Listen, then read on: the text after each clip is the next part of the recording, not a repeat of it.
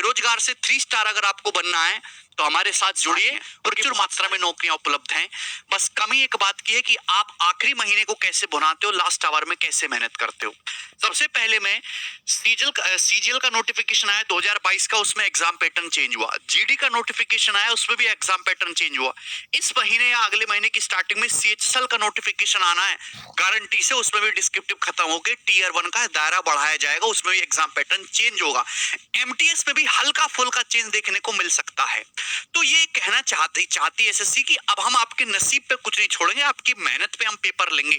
जितना आप अटेम्प्ट करके आओगे, कोई नॉर्मलाइजेशन का भी कोई बहुत ज्यादा फर्क बचेगा नहीं, उतने आपको मार्क्स मिलेंगे और वैसे ही आपको नौकरी मिलेगी। सीजीएल टीयर 1 का मेरे दोस्तों जैसे पहले एग्जाम होता था आज भी वैसा ही होना है। Reasoning, general awareness, quantitative aptitude, English marks का 1 घंटे में आपको जो है पेपर पूरा अटेम्प्ट करना है। लेकिन मोस्ट इंपॉर्टेंट बात है कि ये पेपर अब नेचर में क्वालिफाइंग है, आपको एक टीयर 1 क्वालिफाई करना है। बहुत सारे बच्चों के मन में अब ये लाइन देखते ही वहम चला गया होगा कि बस टीयर 1 क्वालिफाइंग करना, यही उनकी बहुत सारी गलती है। क्योंकि जैसा टीयर 1 है वैसा ही टीयर 2 है, कोई फर्क नहीं। न सवालों के लेवल में कोई फर्क है, न सिलेबस में कोई फर्क है, बस हल्का सा फर्क है दोस्तों। क्वेश्चंस थोड़े कम ज्यादा कर दिए गए हैं, सेक्शन यही चारों पूछे गएंगे। तो यानी कि जैसा तैयारी का पैटर्न आपका टीयर 1 का रहेगा, टीयर 2 में भी आपको उसी तरीके से तैयारी करनी है। एक बात मैं कहना चाहता हूं कि इस साल के एसएससी सीजीएल 2022 में लगभग 35 लाख स्टूडेंट ने फॉर्म भरा है। मुझे पहले ही पता है कि 15 लाख तो पेपर देने ही नहीं जाएंगे, 20 लाख ही भी स्टूडेंट पेपर देने जाएंगे। और चूंकि इस बार वैकेंसी ज्यादा है तो टीयर 1 में अभी तक जो है 1 से 1.25 लाख स्टूडेंट्स क्लियर करवा रहे थे, 1.5 लाख भी करवा लेते थे कभी कभी। इस बार वो 2 लाख प्लस स्टूडेंट क्वालिफाई कराएंगे। तो रियल जो कंपटीशन में एक्चुअल में जिस बच्चे में प्री ही क्वालिफाई नहीं हो रहा एसएससी सीजीएल का, इसका मतलब कहीं लायक है ही नहीं दोस्त। तो 2 लाख बच्चों में आपका कंपटीशन है और उसमें भी अप्रोक्स 40,000 वैकेंसी है, मतलब 20% चांसेस हैं सिलेक्शन होने के, जो कहीं कभी चांसेस 1 या 2% होते थे। तो मेहनत कर लो, रगड़ लो दोस्त। और मैं आप बार बार इसी चीज पे ध्यान दे रहा हूं कि वैकेंसी ज्यादा होना अपने आप में एक बहुत ही पॉजिटिव चीज है। एग्जाम डेट आ चुकी है टीयर 1 की। टीयर 1 का आपका जो एग्जाम डेट है 1 दिसंबर से 13 दिसंबर तक एसएससी सीजीएल टीयर 1 का पेपर होगा। और सीएचएसएल का पेपर भी ये जनवरी या फरवरी की स्टार्टिंग में करवाने की कोशिश करेंगे। टीयर 1 और मेंस के बीच में 3 महीने का समय मिलेगा। टीयर 1 को ध्यान में रख के अपनी तैयारी करो, मेंस में पर्याप्त समय मिलेगा आपको अपने ऊपर सुधार करने का और डीप में जाने का और अच्छे क्वेश्चंस की प्रैक्टिस करने का। लेकिन अभी बस इस चीज पे ध्यान रखो कि कैसे भी टीयर 1 में हमारे कट ऑफ से 25-30 नंबर फालतू आ जाए, बस वही आपके लिए मैटर करना। 25-30 नंबर फालतू आने का क्या मतलब है कि आपके अंदर कॉन्फिडेंस बिल्डअप होगा मेंस के लिए, और वो कॉन्फिडेंस बहुत जरूरी है। क्वालिफाइंग है टीयर 1, आसानी होगा। आप देखेंगे कि 3-4 साल का पैटर्न आप एनालाइज करो, कभी भी बहुत ज्यादा डिफिकल्ट पेपर नहीं बनाया गया। अगर जैसे 25 शिफ्ट हो रही हैं तो ऐसा तो जरूर देखा गया कि 2-3 शिफ्ट एसएससी ने ऐसी बना दी कि बच्चों के पसीने निकल गए उसमें। लेकिन 20-22 शिफ्ट हमेशा से एवरेज ही बनाई गई हैं।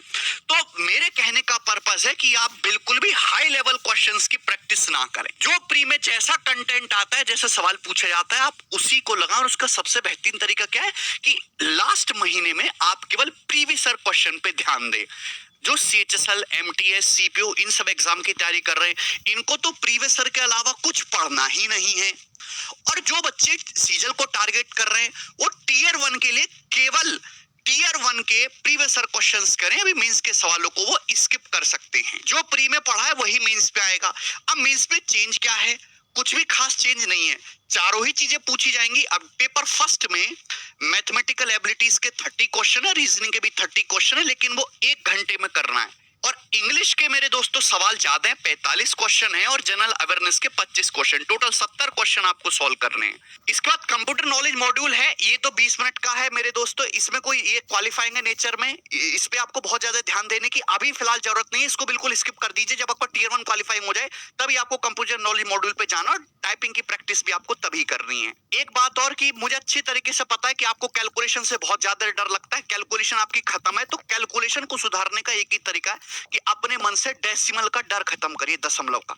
दशमलव देखते ही आपकी हालत खराब होने लगती है।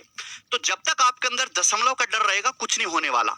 पहाड़ याद करिए 1 से लेके 30 तक। कुछ बच्चे कहते हैं सर 21 का पहाड़ याद करने की ट्रिक क्या? भाई ट्रिकों से कुछ नहीं याद करना है। जो भी कैलकुलेशन के फंडे होते हैं मैं आपको ट्रिकों से याद नहीं कर रहा हूं, क्योंकि अगर आप अपना कीमती समय ट्रिकों से ही कैलकुलेट करने में निकाल दोगे तो एक्चुअल समय जो बचाना था वो बचाया कहां आपने? वो तो आपने खराब किया है केवल। स्क्वायर आप 1 से लेके 50 तक याद करो मेरे हिसाब से, और क्यूब आपको 1 से लेके 25 तक याद करने। डेली कम से कम 20 से 25 मिनट आप अपनी सेल्फ प्रैक्टिस की सुधार पे दीजिए। उसमें आपको करना क्या है, प्रीवियस ईयर में बहुत सारे क्वेश्चंस ऐसे जो कैलकुलेटिव होते हैं, उनको आप कोशिश करो, जैसे कि प्रॉफिट लॉस में आपको मिल जाएंगे, परसेंटेज में आपको मिल जाएंगे। आजकल एग्जामिनर सीधी सीधी परसेंटेज वैल्यू नहीं देता, 10 15 20 17 19 31 दशमलव में भी देने की कोशिश करता है।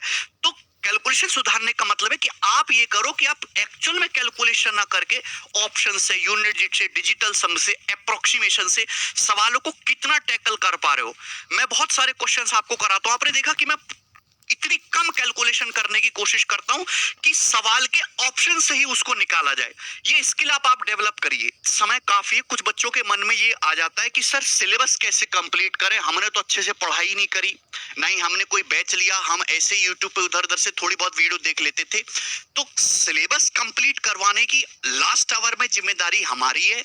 मैं यूट्यूब पे फ्री प्रैक्टिस सेशन लेके आऊंगा, लेकिन इस बार हम एक अच्छी चीज करेंगे और बेहतर चीज करेंगे कि हर चैप्टर